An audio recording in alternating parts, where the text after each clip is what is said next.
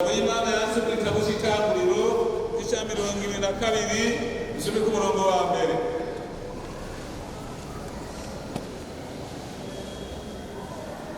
Ni hafi ku 24 dusome mu gitabo cy'Itanguriro cya 22 umurongo wa mbere. Rero mu gatandatu reka turasoma hepfo umurongo wa 15. Imana igeza Aburahamu. Hanyuma y'ibyo Imana igeza Aburahamu iramuhamagara iti Aburahamu, aritaba Isawe, iramubwira ati ndajana umwana wawe w'ikinege ukunda Isaka nyene uje mu gihugu cy'Imoriya, umutangire w'ikimazi cyo koswa ku musozi byo kubarira. Aburahamu azinduka kare ugatondo ashira amatandiko ku ndogoba yiwe, ajana amabiniro ku mikambara yiwe, na Isaka umwana wiwe kuba no gusatuje inkwi byo koza ikimazi. Ava hasi aja ahantu Imana yagize amubariye. Ku munsi ugira gatatu Aburahamu atuma amaso abona aho hantu hakiri kure. Nuko Aburahamu abwira imikangara yiwe ati nimusigarane iyi ndogoba hano, twe n'uyu mwana tugiye hariya gusenga, turaheza tugaruke. Aburahamu yarira za nkwi zo koza ikimazi, azikorera Isaka umwana wiwe, nawe itwarira umuriro n'imbugita, nuko bombi barajana. Imana arishimwe. Hanyuma dusomye aya majambo y'Imana muri kino gitabo cy'Itanguriro cyanditswe na Mose.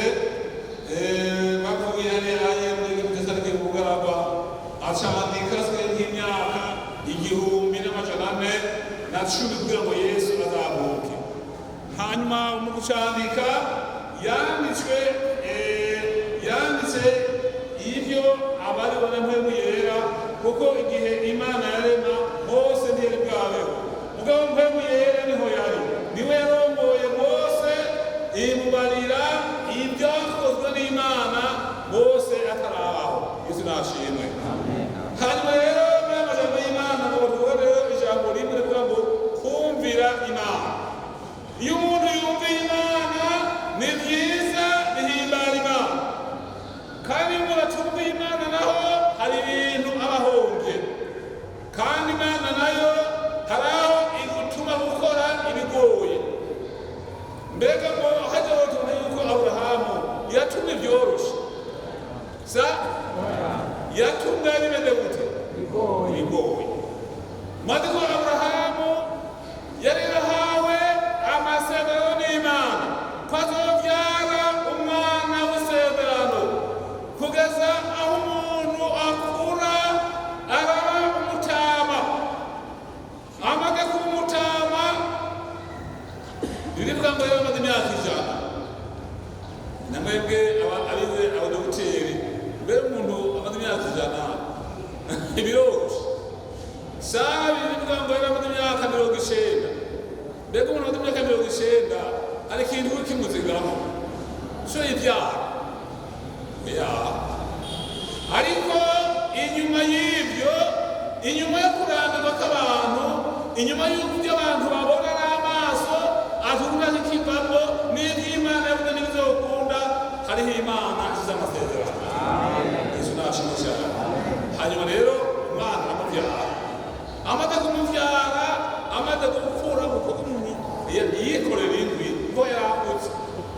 Kandi abana b'ubu nayo y'uburise yo gukubita ingugwe, abanye cyane ibugita kubwira arashobora kwirwanira atabyaha kose, ugakirwanira sibonone none yirwanira arigwanira. Hanyuma rero ajana n'abantu Imana mubariye ngo jana uyo mwana wawe w'ikine gukunda Isaka, umuntu w'ikimazi, ku musozi nzokwereka. Kandi icyo gikorwa yagikoze atabariye Sara, naho yari umutamakazi yari kumwihurira, bari kurwana bari kumva induru, ati Aburahamu na Sara barwaye. aca yumvira Imana, agenda urugendo rurerure ku musozi Imana yamurangiye, ajana nabo mukandara yiwe. Mugabo amaze kubona ahantu Imana yamweretse hakiri kure, ariyumviye ati aba bagabo turi kumwe barambuza igikorwa c'Imana, kuko igikorwa Imana yantumye kiragoye, kandi abantu turi kumwe baba biyumvira ngo nasatse. Si ibyo twade gukora ntibanyemerera. Ashobora ati guma ngaho nidogoba tugiye hariya gusenga na Isaka. Abarazangwi adikora Isaka, ubwa Isaka akewe ati umutama, none ko mbona ingwi ni ngizi n'umuriro uriho, none ikimaziraso kiri hehe? Muboko yakenda ariko Abrahamu ati n'amahoro tugende, uhoraho arironkera ikimazi. Baragenda aronka igicaniro abona, kandi Isaka yarashoboye kwiruka, yarabishoboye kwiruka. Mugabo Imana amenga yamufashe, aguma ararinda kugeza aho Abrahamu aboha Isaka, amuha ku gicaniro, asokora inkota ngamwica. Yumva ijwi rivuye hehe? Mw'ijuru rimuhamagara ati Aburahamu, Aburahamu.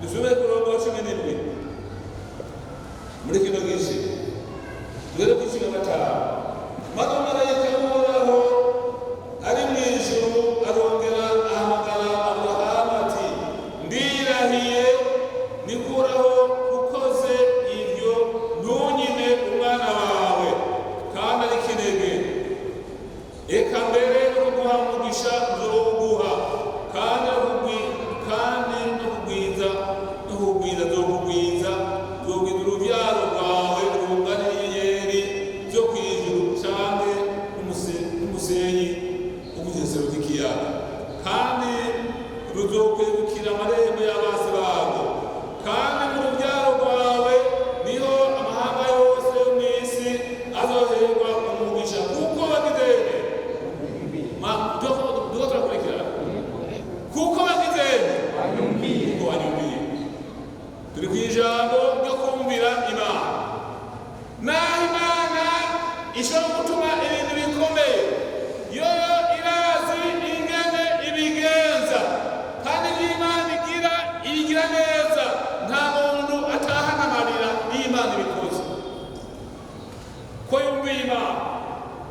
Hari ibindi Imana igomba kuba Aburahamu, hanyuma imutuma ikintu akunda, yameza kwizisha umwana wiwe w'ikinege.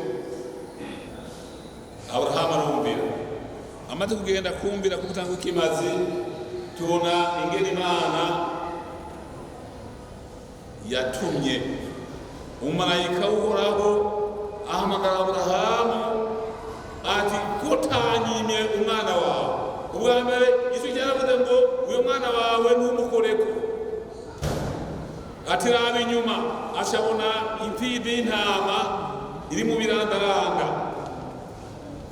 Bwari ubuhanuzi bwerekana ko hari umwana w'intama azoza gucungura abari mw'isi. Yohana, ubutumwa bwiza bwa Yohana ca mbere umurongo wa 29 haravuga ngene Yohana watize avuze ngo nguyu umwagazi w'intama ukuraho icaha c'abari mw'isi. Hanyuma rero Aburahamu amaze kumvira, ku murongo wa 18 avuga ngo ko wanyumviye, ntunyime umwana wawe, no kuguha umugisha nzowuguha. Yesu nashimwe. Nagomba rero kuvuga ijambo ryo kumvira Imana. Imana kino gihe nta bana idusaba, nta n'ababeheruka gutanga. Kera mu minsi twakorana Imana, nahora mbona abantu bazana abana babo, uyu mwana ngoga kuduha abana b'abakobwa ngo hehe bazomukosha.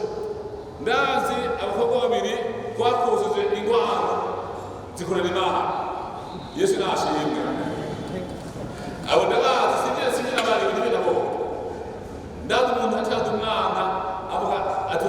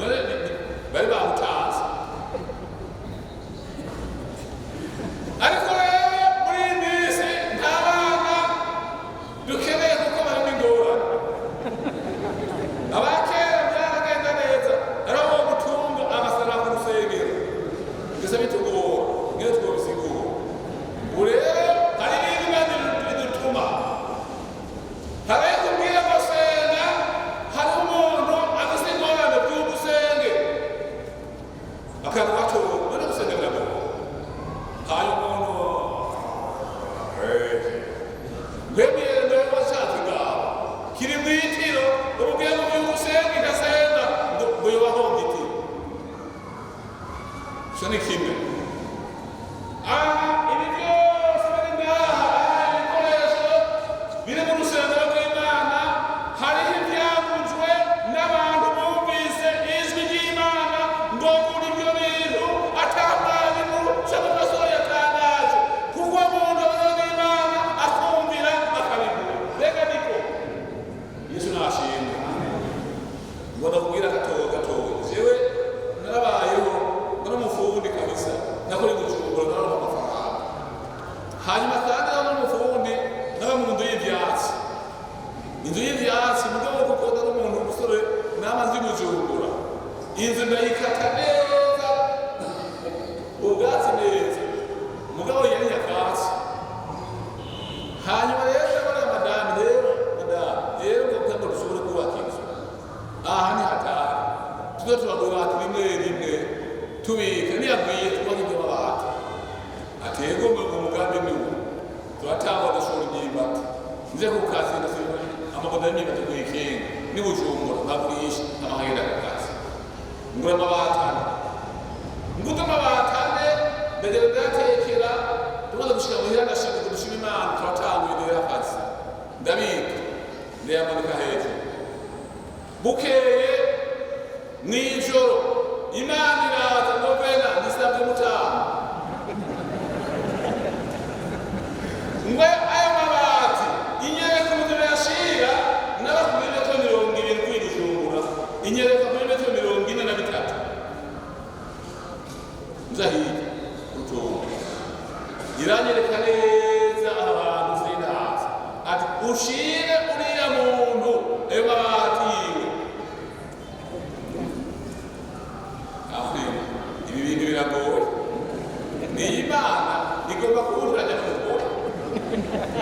None amabati wacukuriye agashora imyimbati yiwe ndashobora, none ngo ndashire umuntu ndiyumye ndahora ndagaramaga nihorera. Bukeye igihe tunyene saa cyenda z'ijoro ntiwabyumvise shira ayo mabati mwemeyo. Byari byose mba mu nzu nyakatsi ntaho mabati ane, hanyuma Imana ngo yashira umuntu mwemeyo ntiyamariye indone ziwe tunakundanye.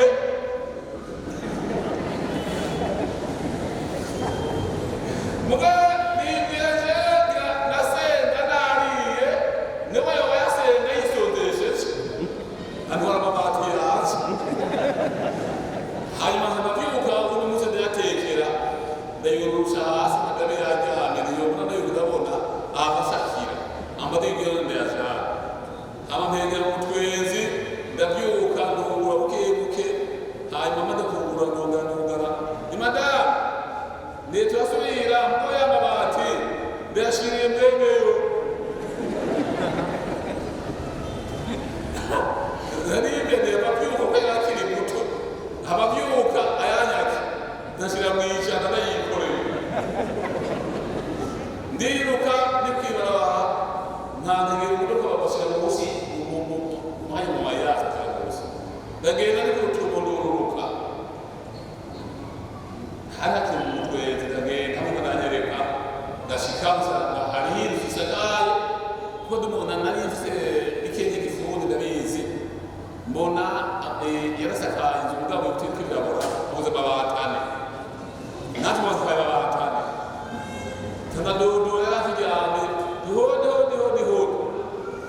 atarabyuka ngo abyuke abona umugabo afise amabati aca arabika singira byagenze yaje gutemba hasi ngo mbega yemwe ibintu n'ibiki ngo none ngo hengera kuzimana kada muri iri joro hari ingwara zawe narizi jewe nje natuma kuzana amabati ngo yanduye kuzana amabati yakuzaniye bayi ashyira mu yicara niruka ndakorera imibabaro amusike muhira nentegeye rero ikivamo saya mabati mugabo nisigure munsi ngenda ndondera akaboga kugira ngo ntantatire amavuga y'ijambo ingene numve Imana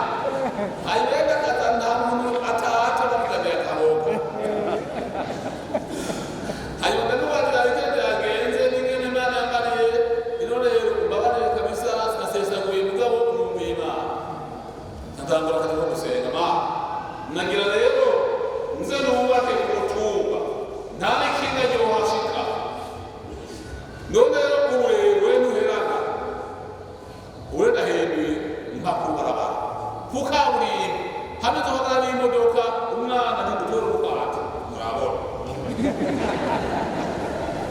Yesu nashimwe ndakundiye mana ndakundiye mana ndakundiye mana itameze nk'abantu ndakundiye mana ndakundiye mana ndakundiye mana itameze nk'abantu Yesu nashimwe ngo ndakugereyo bitanu ndatabi ibintu n'abandi muri ibyo bita Yesu senga umutima wewe warabanye umuntu agabaye saka duze wewe agabaye ega hejuru y'ibihane hejuru y'Imana Yesu nashimwe y'amabati yanjye ahapapya hanyuma rero mugira kabiri ngiye mugaruka akora ku bintu bitanu azwi mirongo itatu ndagenda ngo mukozi w'Imana ngo garuka mukubi ararahira Yesu imene imuhindura nk'umukizwa ngo garuka ndagaruka yongera akurako 2,000 ngo uzompa 28 ndi nani guhezagire ndanagenda muhira ndi madamu y'amabati twahaye Imana ega twahaye iyo duteyaka twogumye mu bukene aha ku mitumba atagira ibarabara none rero turarose kubarabara ngo waharose ubwire byagenze tuzatubana turashima Imana niko nigishije ababwira kumvira Imana ibyo byabaye hanyuma ndagenda ndarondera 10,000 ndagushira hanyuma rero asigaye 18 mugenda ndumva mu wundi mwaka naribe yagize kubaka n'ingoga n'ahantu bari ndafyatura ndubaka madaba aranteretse madaba aranteretse mu mwete wanjye nariko ngo mufone aha mwana abantu bagenda bapfuye kure Yesu nashimwe ni wewe mubihe bigore uzawumva Imana yakubwira ko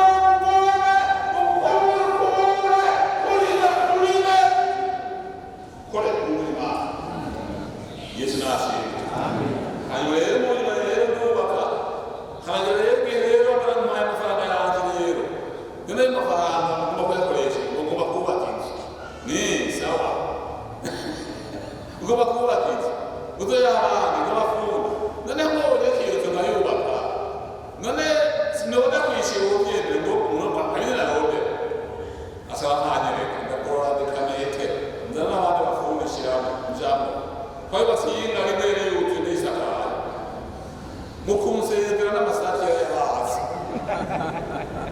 n'amasoda aravuga ijambo yo kumushimira hanyuma twagakora mwinshi mu nyuma hasaboneka rero umuntu w'umugorwa w'umunyarigwa ntazi yava mugabo yakingijwe ngo muhahawe ndamutunga imyaka 3 mugabo nyuma nsanga bakatira imetero 27 ntawe ndakuwaye ndihamagara abantu ngo mumusinyire naho nova n'itwogo ryiwe aramuhaye Yesu nashimwe hanyuma hano naho ubundi muntu arambura akasera gatoya na 30 hasigaye mwimuke mu nyungu ndagira ibigori ndagira imyumbati itomate rero ibisagara n'amabuye byabera ahantu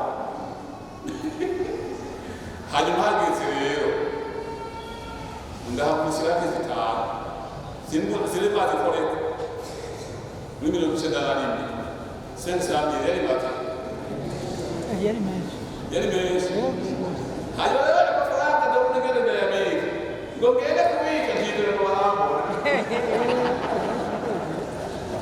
ndakanga yikorera ndi ku rusengero nari ndongo na pastor Seth niwe yari pastor wa arabira demutara abaniyambara ikositimu babandi bafite iminwa miremire uvuga ngo kuko twari jewe ndagisinoti ndiwayikuye ndagizito ehe ndibantu kurekura mbere akaka mutiza atuma sanata manguzo kuzanira kitika yanganike na hanipe na busi Yesu na ashiri ndina yangale nyuma ukenda nyakizibiri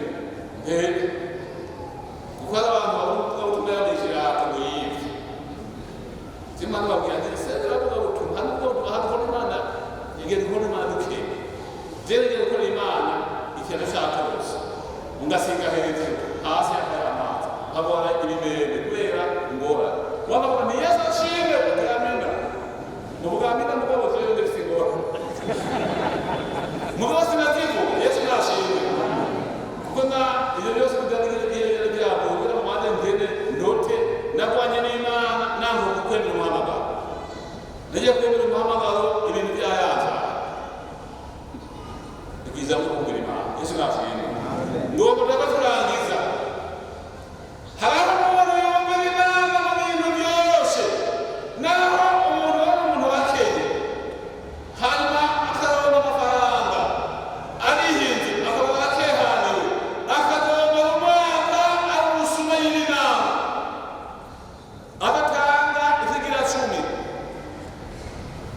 kandi n'umuntu mu by'umuntu atunze hama harimo mwe yabona yuko ibintu bidakwiye siko bigenda nawe umuntu yama araho imyaka y'ikadorera agatanga ikigira 10 rero sinzi murasengera ari ikintu nahawe nk'umuntu atahora akorera Imana n'ingunge iyo atuma gukora urubanza mu rusengero haraho amafaranga ngo umukozi w'Imana ngo bakina amafaranga y'ikigira 10 ndakana mbizwi ati ni giturire abege mama murakorera Imana ukamagana giturire cyo guma maso pastor kage mwarimu nguse wenda kukorera urubanza rwo mwishingiro kandi ari gizuma ndakana mbizwi ngoraba neza amate none ngo urakoze Imana guhendage ariko ndakigira 10 mbega nta rubanza ugomba kutuha gukora ngo yego mukozi wewe cyo kitubona nzana ndahene bikorwa ibihuga byawe rero ubitware kandi itugikigira igiturire bandugende wihane kuri gisuma ugomba ngo twakire amafaranga niko bavuga kwa pastor nduzanye code nguko busindi code batakora byose wowe kwisi zero sidi harimo nyamuri imbuzu amuri imbuzu kandi nzira pe hamuga rero ndamenya ko umugore wiwe atwinjira mu rusengero kandi yarakijijwe iri barari y'abantu kumuyaha ona madakora n'umubone hano rero agomba gusendeza umwana mugayo iyo mbuga asembeye ibintu kinayamba kugira ngo rero ndaguhaye imbuzu ndayibona namubariye rero gusendeza umwana ni byiza none tuzinangara umwana azosengerwa nyina tumutana mu rusengero mu minsi ya mbere mu minsi ya kabiri asohoke umusigane tumusengere ariwe muretse ngo mvise batari ndagufise mufise muhira uba musengero n'umufise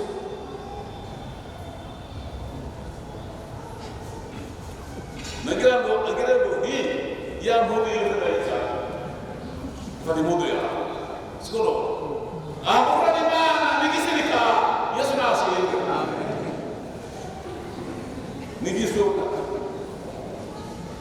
hanyuma rero maganda rigende bw'umugoro abana kitwe yinjira mu rusengero tuzomusengera umwana wawe nabatera umupira tuzomusengera uyu mugore n'uwo mwana mura ari imyaka 10 imyaka 8 ndasiba mu rusengero kwa Mungu Yesu nashimwe amen kumvira Imana rero nibyo jambo rifise mbega ukugenda ntaho uraganira ijwi ry'Imana rikubwira ngo gira neza uyu muntu naho uraganira ijwi ry'Imana ngo umuvugo w'isima naho uraganira Imana igutumye ikintu urakitijwe unywa inzoga nta bintu byawukora mugabo woba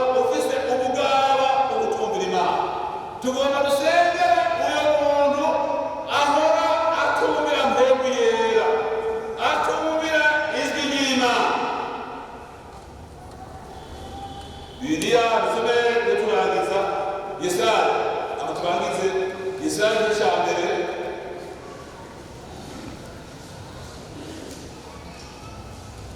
igisate cya mbere umurongo wa 19 nimwemera mukumvira muzorya ibyiza byo mu gihugu Yesu nashimwe. Ni iri jambo ryo kumvira Imana.